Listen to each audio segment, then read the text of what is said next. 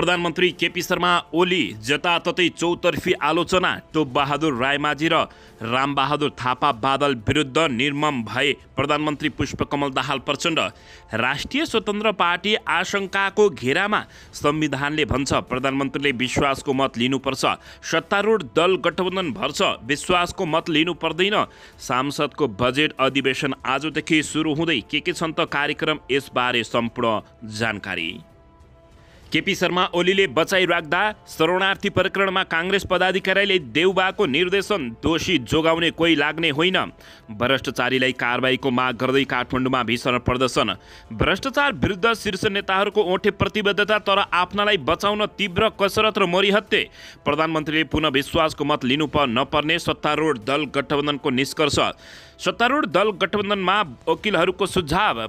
राष्ट्रपतिले नागरिकता विधेयक प्रमाणीकरण गर्न सक्छन्। शरणार्थी प्रकरणबारे प्रधानमन्त्री प्रचण्डको भनाइ, यो त टेलर मात्रै हो, जस्तो सुकै धाक र धम्की आए पनि अब फिल्म हेर्न मात्रै बाँकी छ।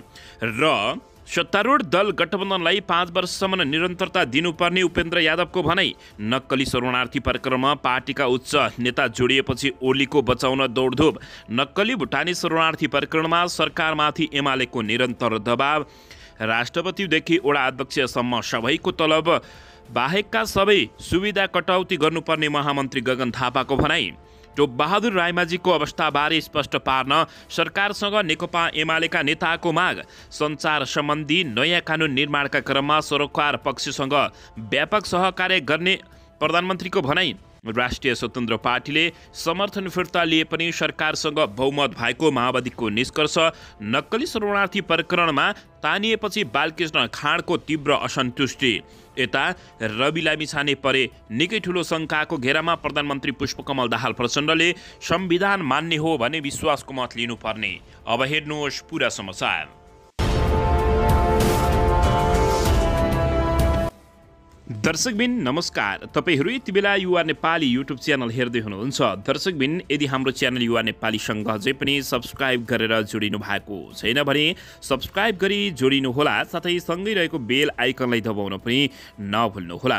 दर्शकबिन, तपाईहरूले हामीलाई कहाँदेखि हेर्दै हुनुहुन्छ, कस्तो अवस्थामा हेर्दै हुनुहुन्छ, देशदेखि हेर्दै हुनुहुन्छ या विदेशदेखि हेर्दै हुनुहुन्छ। दर्शकबिन, यदि तपाईहरूले हामीलाई रेगुलर हेर्नुहुन्छ भने रेगुलर र पहिलोपटक हेर्दै हुनुहुन्छ भने पहिलोपटक भनी कमेन्ट बक्समा गई कमेन्ट गरी हाम्रो मेहनतको लागि एउटा सानो लाइक गर्न पनि नभुल्नुहोला। आउनुहोस् दर्शक महानुभावहरू, आजको पहिलो तथा विशेष खबरतर्फ लागौँ। दर्शकबिन, अन्ततः संविधानले प्रधानमन्त्रीले विश्वासको मत लिनुपर्छ भनिरहँदा सत्तारूढ दल गठबन्धनले पर्दैन भनेपछि प्रधानमन्त्री प्रचण्ड सङ्कटमा परेका छन्। प्रधानमन्त्री पुष्पकमल दाहाल प्रचण्डले फेरि विश्वासको मत लिनुपर्ने अवस्था आए प्रधानमन्त्रीको पद पनि चैट हुन सक्ने अवस्था आउने देखिएको छ। सत्तारूढ दल गठबन्धनहरूको बैठकले प्रधानमन्त्री पुष्पकमल दाहाल प्रचण्डले फेरि विश्वासको मत लिनुपर्ने नपर्ने निष्कर्ष निकालेको छ। शनिबार बसेको बैठकले यस्तो निष्कर्ष निकालेको भए तापनि उता संविधानले भने प्रधानमन्त्री प्रचण्डले विश्वासको मत लिनुपर्ने बताएको छ। प्रधानमन्त्री निवास बालुवाटारमा बसेको बैठकमा माओवादी केन्द्र, नेपाली काङ्ग्रेस, जनता समाजवादी पार्टी लगायतका दल सम्बद्ध नेताहरू सहभागी रहेका थिए।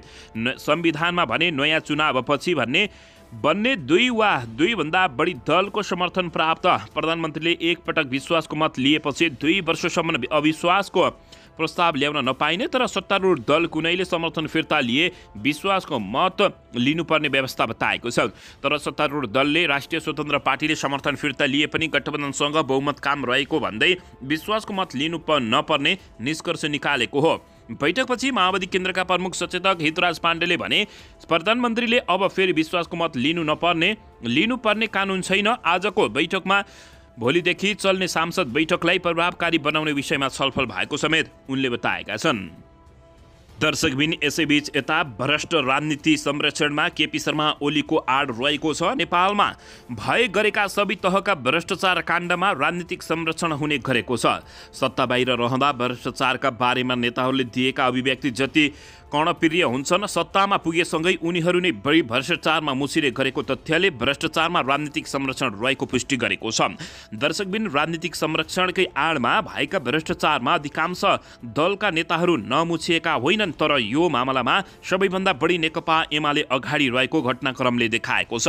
भ्रष्टाचारका बारेमा नेकपा एमाले अध्यक्ष केपी शर्मा ओलीले दिने गरेका अभिव्यक्ति र आफ्ना नेता कार्यकर्ता मुछिएपछि आउने उनको टिप्पणीले भ्रष्ट राजनीतिक संरक्षणमा केपी शर्मा ओली अगाडि रहेको भाव भएको रिपोर्टर्स नेपालले बताएको छ।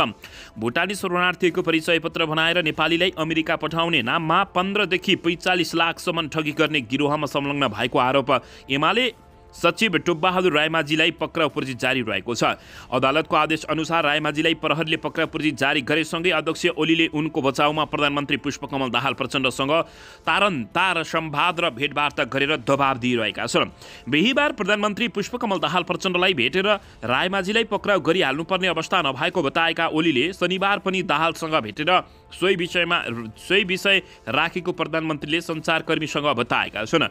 अस्ति पनि उहाँको कन्भर्स यही थियो, विषयमा यही कुरा गर्नुभएको थियो, आज पनि यही विषयमा कन्सर्स गर्नुभएको थियो उनले भनेका छन्। मैले जनरल कुरा राखेँ। ओलीसँग भेटपछि पत्रकारहरूसँग छोटो प्रतिक्रिया दिँदै प्रधानमन्त्री दाहालले भने, नक्कली भुटानी शरणार्थीको घटनामा अनुसन्धान रोकिँदैन, प्रक्रिया र प्रचलित ऐन अनुसार दृढताका साथ अगाडि जान्छ। दोषी कोही छुट्दैनन् र निर्दोष कोही पर्दैनन्। यो त ट्रेलर हो, फिल्म हेर्न बाँकी छ भन्दै दर्शक महानुभावहरू प्रधानमन्त्री पुष्पकमल दाहाल प्रचण्ड अत्यन्तै खतरनाक रूपले लागेका छन्। टोपबहादुर रायमाझी र बादल विरुद्ध निर्मम भएर प्रधानमन्त्री प्रचण्ड लागेका हुन्। दर्शकबिन प्रधानमन्त्री पुष्पकमल दाहाल प्रचण्डले भ्रष्टाचार विरुद्ध निर्मम ढङ्गले प्रस्तुत हुने गरी दलिल पेश गरेका हुन्। माओवादी विरुद्ध विभिन्न आरोप लागेको बताएका प्रचण्डले पूर्व सहकर्मीमाथि समेत कटाक्ष गरेका छन्। नक्कली शरणार्थी प्रकरणलाई टुङ्गो लगाउने बताएका प्रचण्डले यसबाट आउन सक्ने हरेक चुनौती सामना गर्न तयार रहेको बताएका छन्।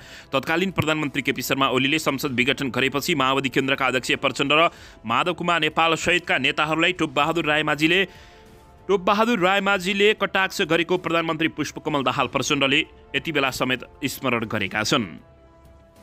दर्शकबिन यसैबीच यता भने राष्ट्रिय स्वतन्त्र पार्टी शङ्काको घेरामा परेको छ। बारम्बार देशमा भ्रष्टाचार विरुद्धका फाइल खोल्ने र भ्रष्टाचारी नेताहरूलाई जेलमै कोचेर छोड्ने बताएका रवि लामिछानेले यति बेला दर्शक महानुभावहरू भ्रष्टाचारको फाइल खोल्दा र सरकार भ्रष्टाचारी विरुद्ध निर्मम भएर लाग्दा उनले सरकारलाई दिएको समर्थन फिर्ता लिनुले दर्शक महानुभावहरू यति बेला उनीमाथि शङ्काको घेरामा परेका हुन्। भ्रष्टाचारका फाइल खोल्न र न्यूनतम साझा कार्यक्रम पुनर्लेखन गरेर सरकारमा जाने बताएको राष्ट्रिय स्वतन्त्र पार्टीले एकाएक सरकारलाई दिएको समर्थन फिर्ता नै लिएको छ।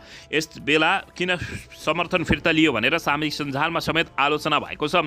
स्थिरताका लागि समर्थन कायम राखिएको दावी गर्ने राष्ट्रिय स्वतन्त्र पार्टी राजनीतिक दलका शीर्ष नेता र उनीहरूका सन्तानमाथि गम्भीर आरोप लागेकै बेला प्रतिपक्षी पछि राष्ट्रिय स्वतन्त्र पार्टीको नियतमाथि नै प्रश्न गर्न थालिएको छ। राष्ट्रिय स्वतन्त्र पार्टी उपचुनावपछि चुनाव बलियो भनेर आएको छ। राष्ट्रपालले शक्ति आर्जन गरेपछि यो पार्टीलाई हेर्ने दृष्टिकोणमा समेत केही बदलाव आएको छ। तर स्थिरता, भ्रष्टाचार विरोधी अभिव्यक्ति दिएर चर्का विषय उठाएको राष्ट्रिय स्वतन्त्र पार्टी एकाएक ब्याग भएपछि उसको नियतमाथि प्रश्न उठेको बताइएको छ। दर्शकबिन यसैबीच यता केपी शर्मा ओलीले भ्रष्टाचारीहरूलाई संरक्षण गर्न दौडधुप बढाइरहेका बेला शरणार्थी प्रकरणमा नेपाली काङ्ग्रेस पदाधिकारीलाई देउबाले निर्देशन दिँदै दोषी जोगाउन कोही पनि लाग्ने होइन भनेका छन्। नेपाली काङ्ग्रेसका सभापति शेरबहादुर देउबाले नेपालीलाई भुटानी शरणार्थी बनाउने प्रकरणमा मुछिएका जोकैलाई जोगाउने खेलमा नलाग्न पदाधिकारीलाई निर्देशन दिएका छन्। पार्टीको विविध विषयमा छलफल गर्न देउबाले आफ्नो निवास धुम्बराईमा बिहिबार र शुक्रबार पदाधिकारीको बैठक राखेका थिए। बैठकको मूल विषय नक्कली शरणार्थी नभए पनि विषयमा चर्चा चल्न साथ देउबाले पदाधिकारीलाई निर्देशन दिएका थिए। नक्कली शरणार्थी प्रकरणका दोषीलाई जोगाउने कोही लाग्ने होइन। नेपालीलाई भुटानी शरणार्थी बनाएर अमेरिका पठाउने प्रलोभनमा ठगी गरेको अभियोगमा नेपाली काङ्ग्रेसका केन्द्रीय सदस्य समेत रहेका पूर्व गृहमन्त्री बालकृष्ण खाँड पनि मुछिएका छन्। यद्यपि खाँड भने यो अनुसन्धान नै रोक्ने दौडमा लागेको बुझिएको छ। दर्शक महानुभावहरू, यद्यपि उनले अनुसन्धान रोक्ने दौडमा पहिलेदेखि नै हो। नेपाल प्रहरीका एक उच्च अधिकारीले केही दिन अघि नै भनेका थिए ती प्रहरीले उहाँ सम्बोधन गरेका व्यक्ति हुनुहुन्छ। गृह प्रशासनले थालेको नेपालीलाई भुटानी शरणार्थी प्रकरण शरणार्थी बनाएर अमेरिका पठाउने काण्डमा खाँडको संलग्नता पुष्टि हुँदै गएको बताइएको छ। गत बुधबार प्रहरीले पक्राउ गरेका सरकारका सचिव टेकनारायण पाण्डेको बयानका आधारमा खाँडको नाम पछाडिबाट जोडिएको बुझिएको छ। दर्शकबिन यसैबीच यता भ्रष्टाचारीलाई कारबाही गर्न माग गर्दै काठमाडौँमा प्रदर्शन भएको छ। भ्रष्टाचारीलाई कारबाही गर्न माग गर्दै काठमाडौँमा प्रदर्शन भएको हो। शनिबार अपराह्न काठमाडौँको माइतीघर मण्डलमा भेला भएर युवाहरूले नक्कली भुटानी शरणार्थी प्रकरणका दोषी लगायतका भ्रष्टाचारीहरूलाई कारबाही गर्न माग गर्दै सरकारलाई दबाब दिँदै प्रदर्शन गरेका हुन्। उनीहरूले भ्रष्टाचारमा संलग्नलाई नछाड्न पनि सरकारलाई खबरदारी गरेका छन्। प्रचण्ड सरकारलाई खबरदारी कारबाही गर कारबाही गर भ्रष्टाचारी भन्दै गृहमन्त्री काजी दाई कारबाही गर भ्रष्टाचारीलाई लेखिएको प्लेकार्ड सहित प्रदर्शनमा उत्रिएका हुन्। दर्शकबिन भ्रष्टाचार विरुद्ध शीर्ष नेताहरूले ओठे प्रतिबद्धता जनाए तापनि तर आफ्नालाई बचाउन तीव्र कसरत गरिएको छ। प्रधानमन्त्रीले पुनः विश्वासको मत लिनु नपर्ने सत्तारूढ दल गठबन्धनले बताए तापनि दर्शकबिन संविधानले विश्वासको मत लिनुपर्ने भनेको छ।